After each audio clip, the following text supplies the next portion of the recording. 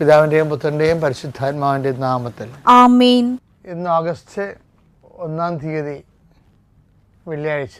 അമ്മേ പരിശുദ്ധമേ, അമ്മേ പരിശുദ്ധമേ, ദൈവമാതാവേ, കൃപാസനത്തിലൂടെ ഞങ്ങൾക്കും ഞങ്ങളുടെ ദേശത്തിനും അമ്മ മധ്യസ്ഥം തേടി തന്ന എല്ലാ അനുഗ്രഹങ്ങൾക്കും കൃപകൾക്കും ഞങ്ങളിപ്പോൾ ഹൃദയം നിറഞ്ഞ നന്ദി പറയുന്നു. അമ്മേ പരിശുദ്ധമേ, അമ്മേ പരിശുദ്ധമേ, ദൈവമാതാവേ, 2004 ഡിസംബർ 7 ഉച്ചകഴിഞ്ഞ് 2:30 കൃപാസനത്തിൽ സംഭവിച്ച അമ്മയുടെ പ്രത്യക്ഷപ്പെടലിനെ കുറിച്ച് തിരുസഭയ്ക്ക് സമർപ്പിച്ചിരിക്കുന്ന പഠനരേഖകളുടെ മേൽ സഭാത്മകമായ പഠനം ആരംഭിക്കുവാൻ ഞങ്ങൾ പ്രാർത്ഥിക്കുന്നു.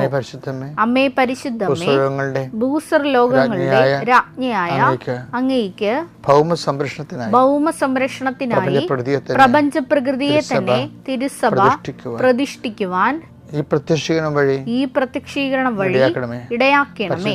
പരിശുദ്ധമേ, ജപമാല മാതാവേ, സകല കൃപാസനം പ്രാർത്ഥനകളോടും ചേർത്ത് ഞങ്ങളിപ്പോൾ പ്രാർത്ഥിക്കുന്ന ഈ കുടുംബത്തിന്റെ പ്രത്യേക നിയോഗം പറമക്കളെ,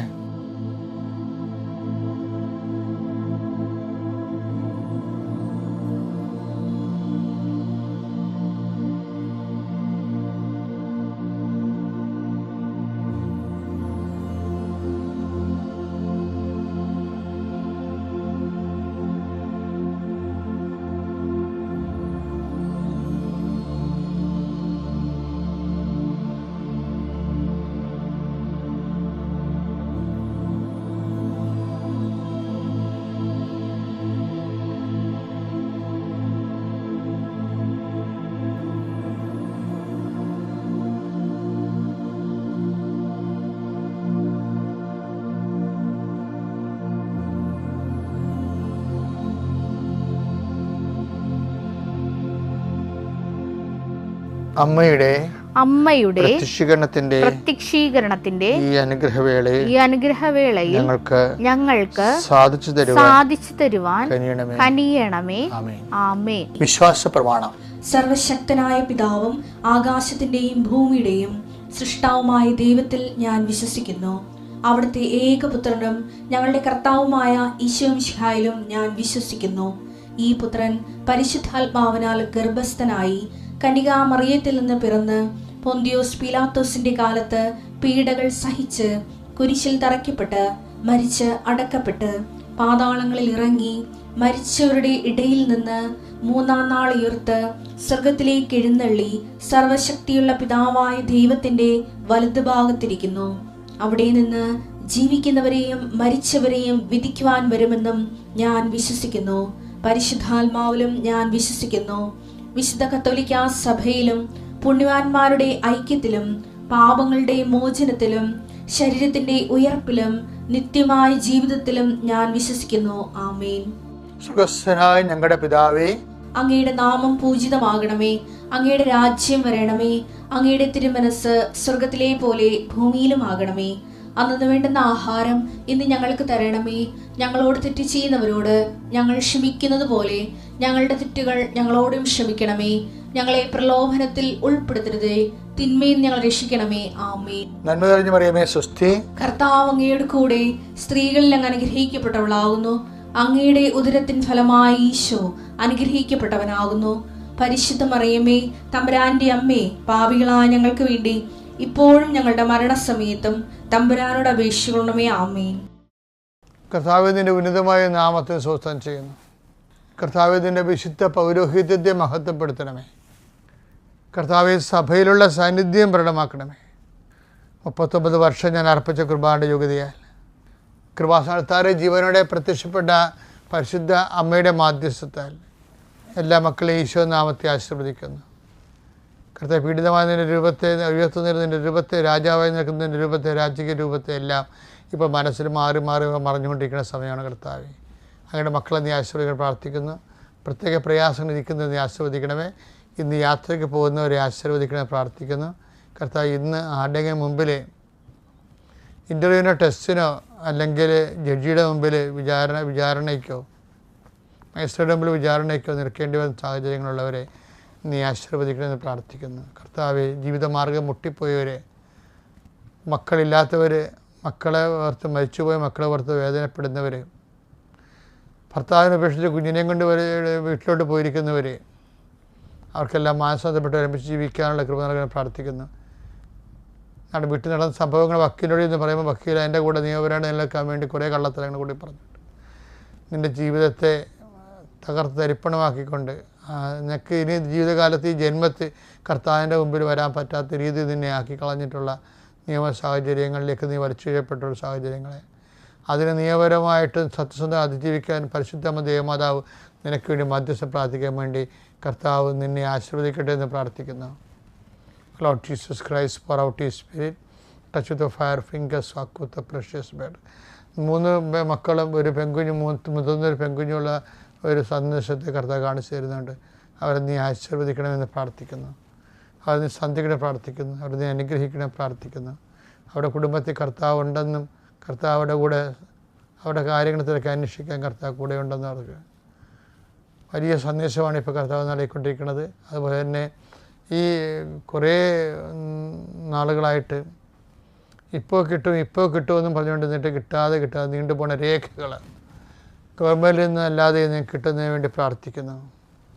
എൻ്റെ കർത്താവിൻ്റെ ഉന്നതമായ നാമത്തിൽ നിങ്ങൾ കയ്യിലെടുത്തിരിക്കുന്ന രേഖകളുടെ മേലെല്ലാം ഏതെല്ലാം രേഖകളോ എന്തെല്ലാം ഉപകരണങ്ങളോ നിങ്ങൾ കയ്യിലെടുത്തിട്ടുണ്ടോ അതിൻ്റെ മേലെല്ലാം കർത്താവിൻ്റെ വലിയ ചൈതന്യം പ്രസരിക്കട്ടെ പ്രാർത്ഥിക്കുന്നു. അത് നടപ്പിൽ വരുത്താൻ നിലനിൽക്കുന്ന തടസ്സങ്ങളെയും ദോഷങ്ങളെയും യേശുക്രിസ്തുവിനാമത്തിൽ ബന്ധിക്കുന്നു.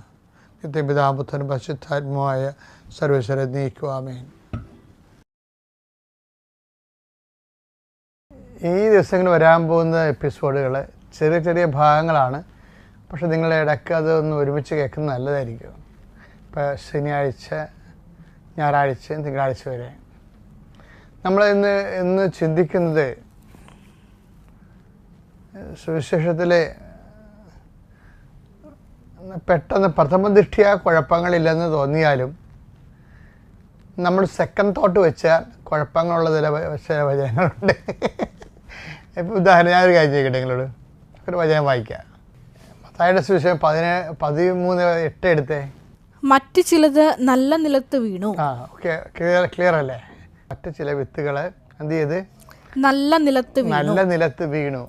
അത് 100 മേനിയും 60 മേനിയും 30 മേനിയും വിളവ് നൽകി. കഴിഞ്ഞ ദിവസങ്ങളിലേ ഞാൻ കൃപാസനത്തിൽ എൻ്റെ കുർബാന ദിവസം ഈ വചനമാണ് വായിച്ചത്. അപ്പോൾ പരിശുദ്ധാത്മാവ് ഒരു സീരിയസ് ആയിട്ടുള്ള കാര്യങ്ങൾ പറഞ്ഞു. അതായത് ഞാൻ ആൾക്കാരോട് ചോദിച്ച ഉടനെ പരിശുദ്ധാത്മാവ് മനസ്സിൽ തോന്നിച്ചതാണ്, ഈ നല്ല നിലത്ത് വീണ വിത്ത് എന്തുകൊണ്ട് മേനി വ്യത്യാസം വരണത്? നിലത്തിന് വ്യത്യാസമൊന്നുമില്ലല്ലോ. ഇപ്പം നല്ല നിലം എന്ന് പറയുമ്പോൾ നമുക്ക് ഇപ്പം ലൂക്ക 8:15 എടുത്ത്. നല്ല നിലത്ത് വീണതോ വചനം കേട്ട് ഉത്കൃഷ്ടവും നിർമ്മലവുമായ ഹൃദയത്തിൽ അത് സംഗ്രഹിച്ച് ക്ഷമയോടെ ഫലം പുറപ്പെടുവിക്കുന്നവരാണ്. ഇതാണ് ഇതിൻ്റെ കീ വേടം, താക്കോൽ വചനം എന്ന് പറയും. ഇപ്പം ഈ നല്ല നിലത്ത് വീണതോ നമ്മൾ ഇപ്പം മത്തായി 13:8 നല്ല നിലത്ത് വീണതോ ചില വിത്തുകൾ 100 മേനി, ചിലത് 60 മേനി, ചിലത് 30 മേനിയാണ്. ഇപ്പം നല്ല നിലമെന്ന് പറഞ്ഞാൽ എന്താ ഉദ്ദേശിക്കണേ ഈശോ? അതാണ് 8:15 വായിച്ചത്. ഒന്നിന് വായിച്ച്. നല്ല നിലത്ത് വീണതോ വചനം കേട്ട് ഫസ്റ്റ് പ്രോസസ് ഉത്കൃഷ്ടവും നിർമ്മലവുമായ ഹൃദയത്തിൽ. അപ്പം ആ ഹൃദയത്തിൻ്റെ പ്രത്യേകത, ഹൃദയവയറിൻ്റെ പ്രത്യേകത എന്താണ്? അത് ഉത്കൃഷ്ടമാണ്, ഉദാത്തമാണ്. പിന്നെ എന്താണ്?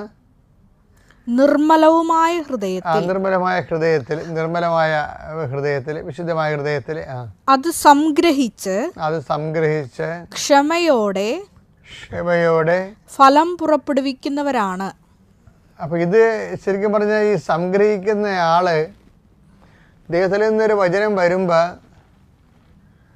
അത് സംഗ്രഹിക്കുന്ന ആരാണ് അവരുടെ നേച്ചർ അനുസരിച്ചാണ് വചനത്തിന് ഫലം ഉണ്ടാകുന്നത്. ഇപ്പോൾ ഏറ്റവും നല്ലവണ്ണം സംഗ്രഹിച്ച ആളാരാണ്? മനസ്സിലാകാത്ത കാര്യങ്ങളൊക്കെ പറയുമ്പോൾ മറിയമാകട്ടെ അത് ഹൃദയത്തിൽ സംഗ്രഹിച്ചു എന്നല്ലേ പറയണത്. അപ്പം നല്ല നിലവെന്ന് പറയുന്നത് ഉത്കൃഷ്ടവും. അപ്പം ഇത് മറിയത്തിലേക്കാണ് സംഭവം പോണതേ, മറിയത്തിലേക്കാണ് പോണതേ. ലുക്കാന്റെ സുവിശേഷം 2:51 അവന്റെ അമ്മ അവന്റെ അമ്മ ഇക്കാര്യങ്ങളെല്ലാം കണ്ട അമ്മ പിക്ചറിൽ പറഞ്ഞ കണ്ടില്ലേ? നല്ല നിലത്ത് വീണതെന്ന് ചോദിച്ചിട്ട് ഉത്കൃഷ്ടവും സംശുദ്ധ ഹൃദയം എന്നൊക്കെ പറയുമ്പോൾ അതിൻ്റെ ആളായ്മയായിട്ടാണ് ഈ അമ്മ വരേണ്ടത്. അവന്റെ അമ്മ പറഞ്ഞ് ഇക്കാര്യങ്ങളെല്ലാം ഹൃദയത്തിൽ സംഗ്രഹിച്ചു. ഹൃദയത്തിൽ സംഗ്രഹിച്ചു. എന്താണ്? ഏത് കാര്യമാണ്? പിതാവിൻ്റെ കാര്യത്തിൽ ഈശോ വ്യാപൃതനായിരിക്കേണ്ടവനല്ലേ എന്നുള്ള ഒരു സഹനകാല സുവിശേഷമില്ലേ? സഹനകാല സുവിശേഷം. സഹനകാല ചില വചനങ്ങളുടെ പ്രത്യേകത ഇത് ആ വചനങ്ങൾ നിത്യതയിൽ മാത്രമേ വിരിയത്തുള്ളൂ. നിത്യതയിൽ നമുക്ക് ഇപ്പം ഈ ഭൂമിയിൽ ജീവിക്കുമ്പോൾ നമുക്ക് ഒഴിച്ചിടും അത്. പക്ഷെ വിരിയണ എപ്പോഴും നിത്യതയിലായിരിക്കും വിരിയണത്. ഭൂമി അത് വെച്ച് വിരിയത്തില്ല. അപ്പം അത് പക്ഷേ ഫലപ്രാപ്തി എന്താ? നിത്യകാലം അത് വളരും. അതുകൊണ്ട് അങ്ങനെ കുറേ വചനങ്ങൾ ആത്മാവിനെ കുഴിച്ചിട്ട് വേണം നമ്മൾ ഇവിടുന്ന് പിരിഞ്ഞു പോകാൻ. എന്താ കാരണം എന്ന് വെച്ച് കഴിഞ്ഞാൽ നിത്യതയിൽ നിന്നാണ് നമുക്കതിൻ്റെ ആവശ്യം വരണത്. കാര്യം നിത്യതയിൽ നമുക്ക് വേണ്ടി എത്ര പേര് എക്കാലം പ്രാർത്ഥിക്കും നമുക്കറിയത്തില്ലല്ലോ. മക്കളൊക്കെ പ്രാർത്ഥിക്കും, നമ്മൾ വിശ്വസിക്കണതില്ലേ ഉള്ളു. അത് 2-3 ആണ്ട് കഴിയുമ്പോൾ നമ്മുടെ കാര്യത്തിൽ അവർ തീരുമാനമാക്കുമല്ല. അപ്പം നമ്മൾ തന്നെ ചില വചനങ്ങൾ ഭൂമിയിൽ വിരിയിക്കാൻ പകരം നിത്യതയിൽ വിരിയിക്കാൻ വേണ്ടി ആത്മാവിൽ കുഴിച്ചു വിടണം. അത് മിക്കവാറും എന്താണ് നമുക്ക് മനസ്സിലാക്കാത്ത ദൈവത്തിൻ്റെ പദ്ധതിയായിരിക്കും. You got the point. കർത്താവ് കർത്താവ് പരിശുദ്ധാത്മാവിനോട് എന്നോട് സംസാരിക്കുമ്പോൾ ഞാൻ നിങ്ങൾ പറയുന്നുണ്ട്. എന്താ സംഭവിച്ചാൽ ചില കാര്യങ്ങൾ ജീവിതത്തിൽ മനസ്സിലാകത്തില്ല നമുക്ക്. എടുക്കാൻ 2:48 അവനെ കണ്ടപ്പോൾ വചനത്തെ കണ്ടപ്പോൾ മാതാപിതാക്കൾ വിസ്മയിച്ചു. വചനത്തിന്റെ മാതാപിതാക്കന്മാർ വിസ്മയിച്ചു. അവന്റെ അമ്മ അവനോട് പറഞ്ഞു, അവന്റെ അമ്മ വചനത്തോട് പറഞ്ഞു, വചനമാസമാരോട് പറഞ്ഞു, മകനെ നീ ഞങ്ങളോട് വചനമേ നീ ഞങ്ങളോട് ഇങ്ങനെ ചെയ്തതെന്ത്? ഇങ്ങനെ ഈ രീതിയിലുള്ള അനുഭവം തന്നത് എന്താണ്? നമ്മൾ ചോദിക്കണല്ലേ. ഞാൻ ഉടമ്പടി എടുത്തു, ഉപവസിച്ചു, എന്നിട്ട് ഞാൻ വിചാരിച്ച മാർക്ക് കിട്ടിയില്ല. വചനം എടുക്കാത്ത ആൾക്കാരും ദൈവമായിട്ട് ബന്ധമില്ലാത്ത ദൈവത്തിനെതിരെ സംസാരിക്കുന്നവർക്കൊക്കെ ഉദ്യോഗം കിട്ടിയെന്ന് നമ്മൾ ചോദിക്കണല്ലേ. ചില കാര്യങ്ങൾ ദൈവത്തോട് നമ്മൾ ചോദിക്കേണ്ട കാര്യങ്ങളുണ്ട്. എങ്കിലും ചോദിക്കാതെ കുറേ ആൾക്കാർ ജീവിക്കുന്നുണ്ട്. ഓർക്കണം, എന്താ കാര്യം? അത് നിത്യതയിൽ വിരിയേണ്ട വിത്താണ്. ദൈവം എന്താണ് നമ്മളോട് ഇങ്ങനെ ചെയ്തത്? അതിൻ്റെ പേരിൽ ചില അണ്ണന്മാർ ദൈവം ഇല്ലെന്നും പറഞ്ഞ് പോകുന്നവരുണ്ട്. ദൈവം ഇല്ലെന്ന് പറഞ്ഞേ, അതായത് നാം നമ്മൾക്ക് പ്രാർത്ഥിക്കുന്നതിന് തക്ക ഉത്തരം കിട്ടുകാതിരിക്കുകയും ഒരു പ്രാർത്ഥനയും ദൈവത്തിനെതിരെ ജീവിക്കുകയും വൃത്തികെട്ട ജീവിതം ജീവിക്കുകയും ചെയ്യുന്ന ആൾക്കാർക്ക് വലിയ ഭൗതിക ആനുകൂല്യം കിട്ടുകയും ചെയ്യുമ്പോൾ നമ്മൾ ദൈവത്തോട് ചോദിക്കും, എന്താണ് ഞങ്ങളോട് ഇങ്ങനെ ചെയ്തതെന്ന്. എന്നിട്ട് നമ്മൾ പുറത്ത് പറയത്തില്ലെങ്കിലും ഒരു നിർമ്മതക്കാരനായിട്ടും സുവിശേഷ ചൈതന്യം ഇല്ലാത്തവനായിട്ടും പ്രാർത്ഥന നമ്മൾ ഊതിക്കെടുത്തു. നിങ്ങൾ ഊതിക്കെടുത്തില്ലെങ്കിൽ നിങ്ങൾ പ്രാർത്ഥിക്കത്തില്ല. പ്രാർത്ഥന ഊതിക്കെടുത്തതും പ്രാർത്ഥിക്കാത്തതും ഒന്ന് തന്നെയാണ്. അപ്പം അങ്ങനെ നമ്മൾ മരവിച്ച് പോകും. അപ്പോൾ നമ്മൾക്ക് വേണ്ടിയാണ് ഈ മാതാവ് ചോദിക്കുന്നത്, മകനെ ഞങ്ങളോട് നീ എന്താണ് ഇങ്ങനെ ചെയ്തത്? കാര്യം ഇതിൻ്റെ എക്സ്പ്ലനേഷൻ നിനക്ക് തരാവുന്നേ ഉണ്ടായിരുന്നുള്ളൂ. നീ ഇവിടെ നിൽക്കണമെങ്കിൽ നിൽക്കണമെന്ന് പറയണമായിരുന്നു, അല്ലെങ്കിൽ നിൽക്കട്ടെന്ന് ചോദിക്കണമായിരുന്നു. ചോദ്യവും പറയുകയൊന്നും ഇല്ലാതെ ഞങ്ങളോട് ചോദിക്കാതെ നീ നിന്ന് നീ ഉണ്ടെന്നും പറഞ്ഞ് പോയി. യാത്രക്കാരുടെ കൂടെ നീ ഉണ്ടെന്ന് വിചാരിച്ചിട്ട് പോയി.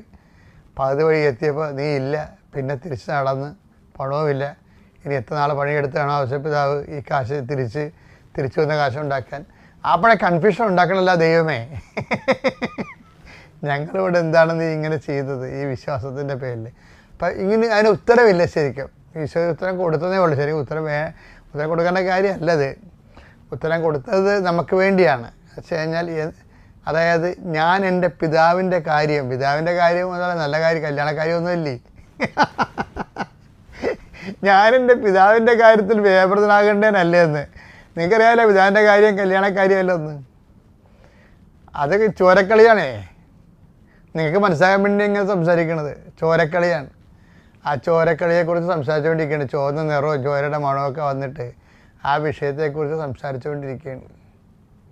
ഇനി ഈ സംസാരം കൂടും കുറച്ച് കഴിയുമ്പോൾ ഇത് പാഷൻ ഡയറക്ഷനായിട്ട് പാഷൻ പ്രൊഡക്ഷനായിട്ട് പിന്നെ പുറത്ത് വരും. നമുക്ക് അവിടെ എൻ്റെ അടുത്ത് നിൽക്കാൻ പറ്റില്ല. അവൻ്റെ അടുത്ത് ഇത് പറയുമ്പോൾ അതാണ്. അന്ന് അവൻ ചോദിക്കും, പിതാവേ നീ എന്താണ് എന്നോട് ഇങ്ങനെ ചെയ്തതെന്ന്. അതിന് പകരം അവൻ്റെ അമ്മ അവനോട് ചോദിക്കുകയാണ്, എന്താണ് ഞങ്ങളോട് ഇങ്ങനെ ചെയ്തത്. അപ്പോൾ ഇത്രയും മനസ്സിലാക്കിയാൽ മതി, അത് പിതാവിൻ്റെ കാര്യമാണെന്ന്. എൻ്റെ ദൈവവേദലെ, ദൈവത്തിൽ നിന്ന് വൃത്തിയും മേനയുമായിട്ട് ഉത്തരം കിട്ടാത്ത ഒരു സാധനം നിൻ്റെ ജീവിതത്തിലുണ്ടെങ്കിൽ അത് പിതാവിൻ്റെ കാര്യമാണ്. പിന്നെ എന്താണ്? അത് നിത്യതയിൽ വിരിയേണ്ട വിത്താണ്. എത്ര മേനിയാണെന്ന് നമുക്ക് അപ്പം കാണാം. ഓക്കെ അല്ലേ? Thank you. അത്യപൂർവ ദൈവാനുഭവങ്ങൾ ഇനി നിങ്ങൾക്കും സ്വന്തം. ഈ യൂട്യൂബ് ചാനൽ ഇതുവരെ സബ്സ്ക്രൈബ് ചെയ്തിട്ടില്ലെങ്കിൽ ഇപ്പോൾ തന്നെ സബ്സ്ക്രൈബ് ചെയ്യുക. ഈ വീഡിയോ ഇപ്പോൾ തന്നെ നിങ്ങളുടെ സുഹൃത്തുക്കൾക്ക് ഷെയർ ചെയ്തുകൊണ്ട് കർത്താവിൻ്റെ പ്രേക്ഷിതരാകുക.